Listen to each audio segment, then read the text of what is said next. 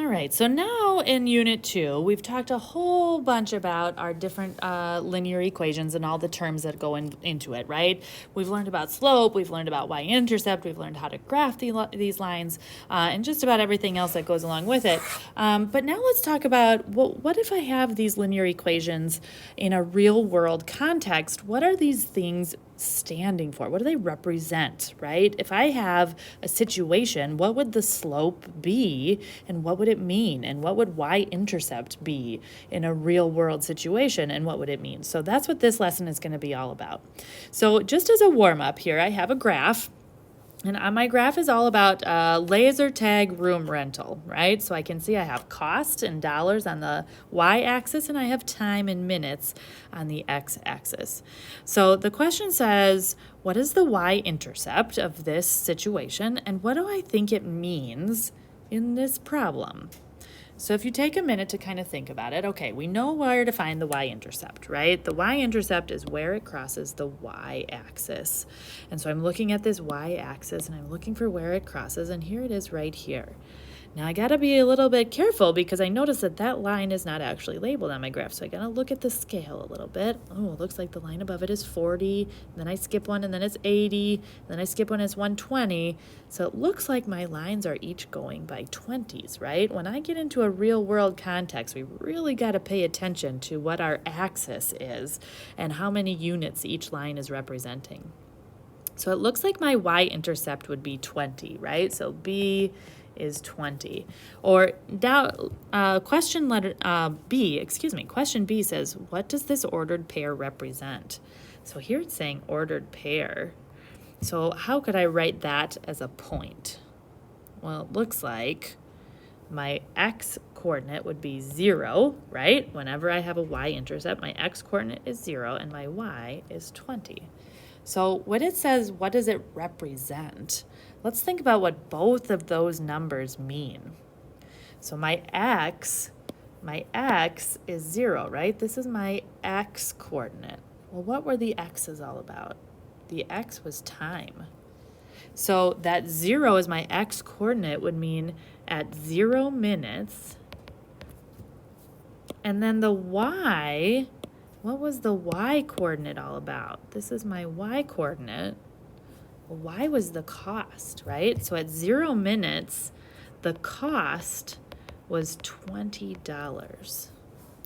Now that'd be one way to just, describe using the words of the problem what 0.20 actually means, right? At 0 minutes, it costs $20. But let's really think through this though. At 0 minutes, 0 minutes. That means I haven't even started renting this room yet, right? So if I haven't even started playing laser tag and it already is costing me $20, what do we think that $20 could mean in this problem?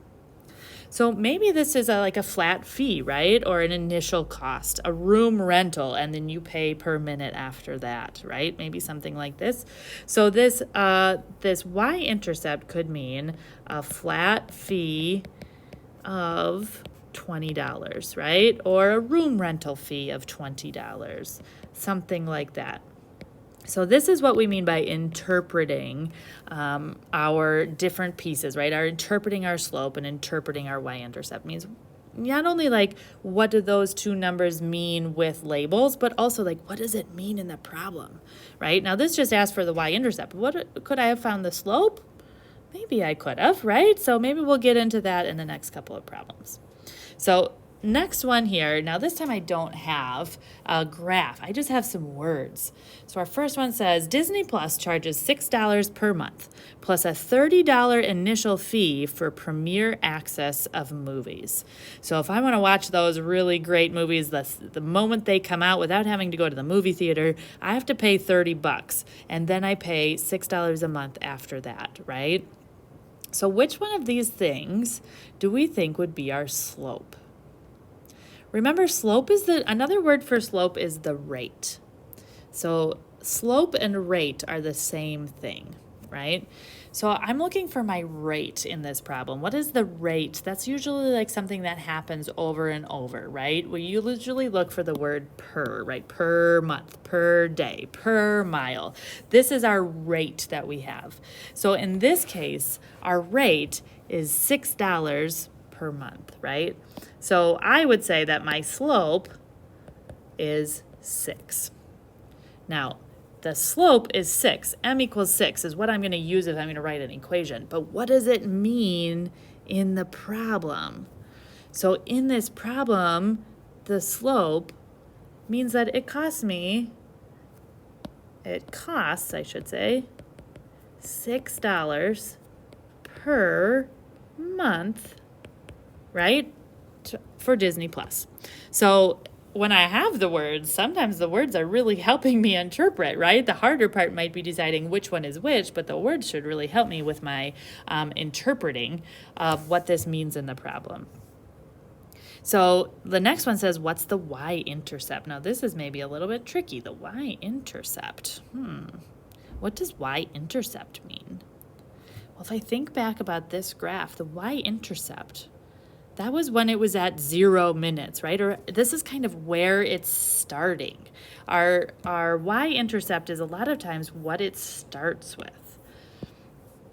So this is where it starts.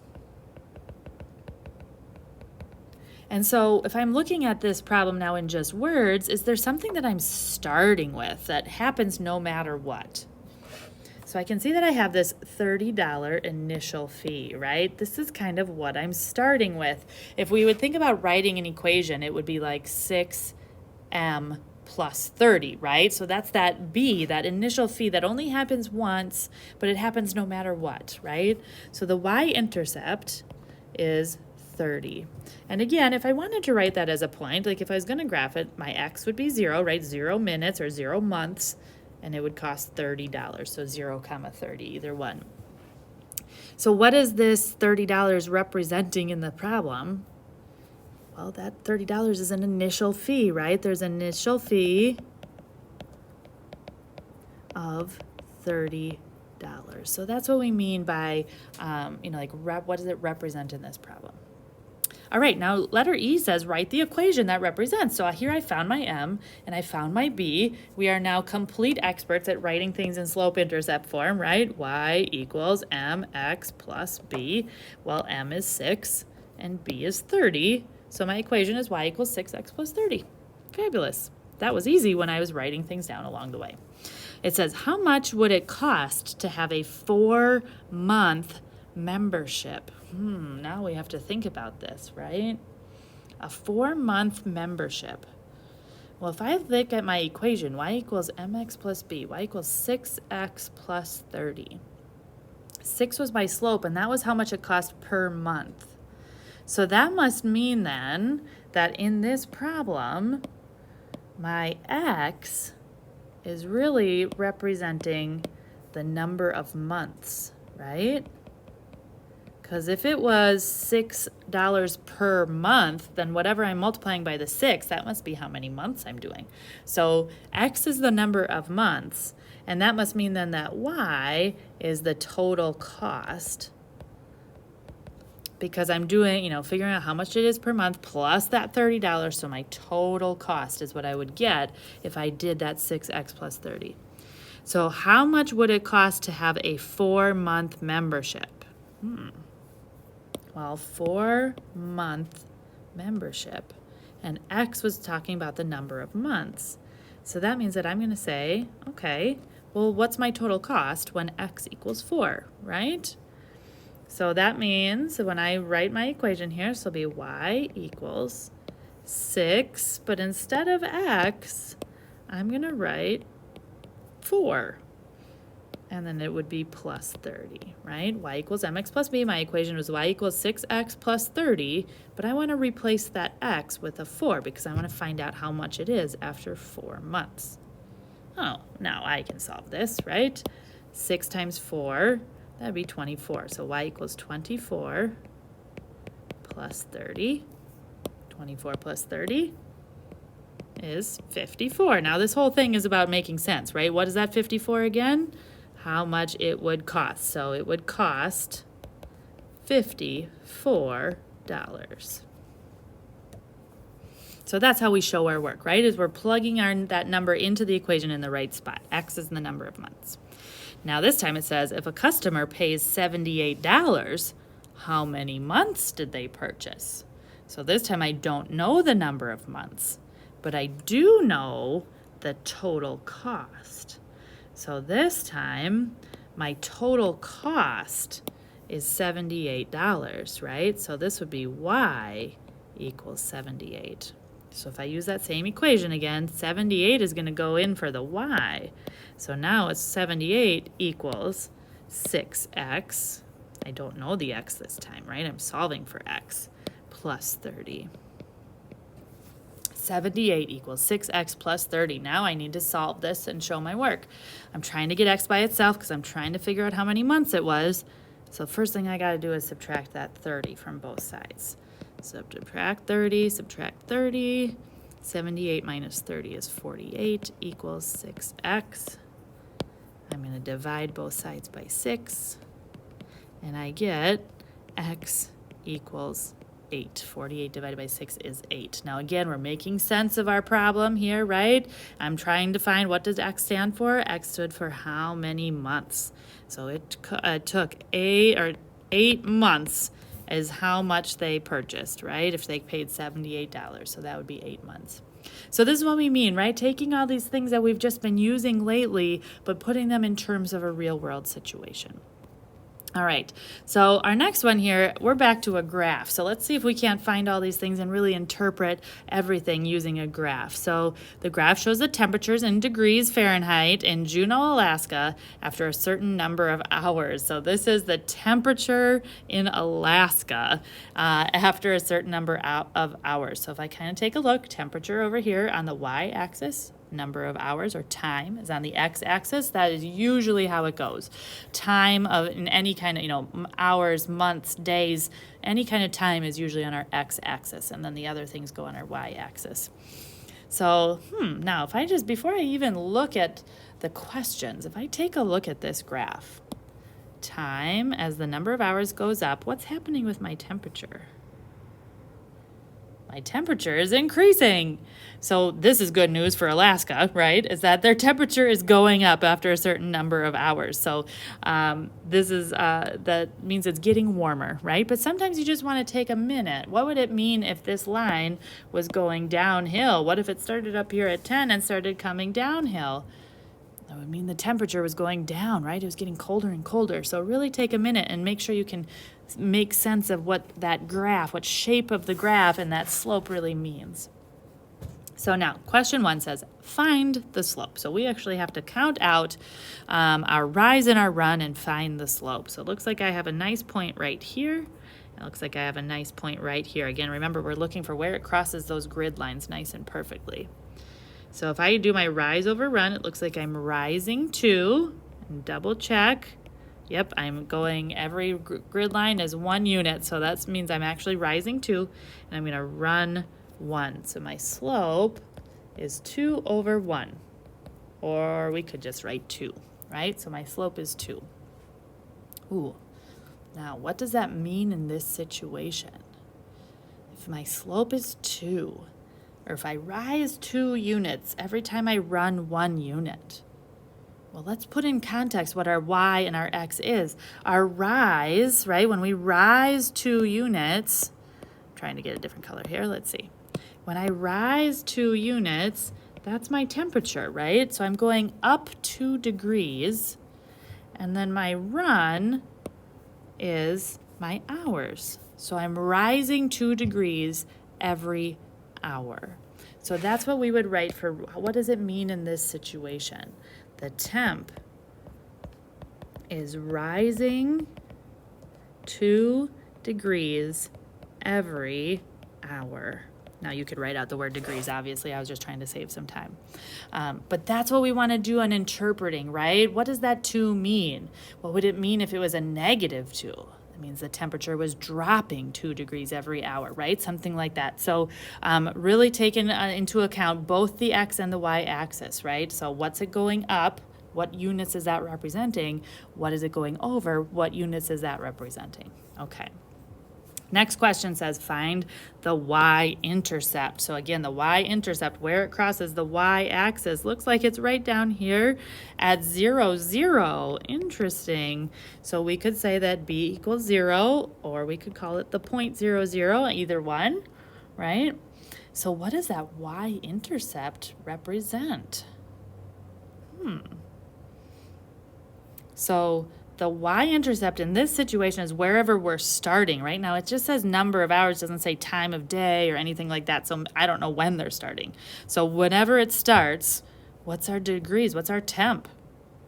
0, right?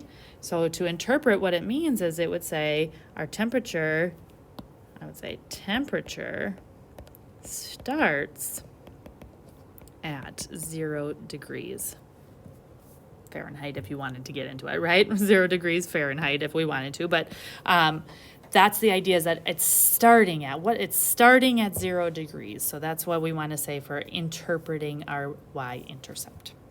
All right, now it says write the equation. So again, we got y equals mx plus b. We've got 2 as our m, 2x, and we have 0 as our b. So I could write y equals 2x plus 0, or I could just write y equals 2x, right? Either one of those is fine. We don't have to write the plus 0. All right, now, next question says, what is the temperature after 4 hours? Oh, interesting. Now, x is standing for the number of hours, right? It actually says that in our graph. X is the number of hours. So I could, take my equation and I could plug in 4 for x if I wanted to. But if I have a graph, let's save ourselves some time, right? So here it's saying, what is the temperature after 4 hours? So this means when x equals 4. X equals 4 is on my graph, right? So let's just take that 4, let's follow it up until I hit my graph, and then I say, okay, what would the temperature be after 4 hours? 8 degrees. I could even say temp is, if I want to get real picky, right? But the 8 degrees is the big idea. If you have a graph, and if that is on the graph, take the shortcut, just use the graph. Now, if you really wanted to, you could plug in 4 in for x and solve, right? But let's use the graph. Letter G says, how many hours will it take for the temperature to reach 10 degrees Fahrenheit? So again, I have a graph, but this time I'm going to be starting with the 10 degrees Fahrenheit. I've got that, okay. So here's my 10 degrees Fahrenheit. Let's follow that over till I hit my line. So here it is. Follow it down. How long did it take? 5 hours. And I don't even have to do any work. Now again, if it wasn't on your graph, right, if your graph quit too early or something like that, then I could take that 10, right, and I could plug it in. This would be y equals 10, and I could plug it into my equation and I could solve it for x, right? But if I have a graph and it's on the graph, let's do it that way.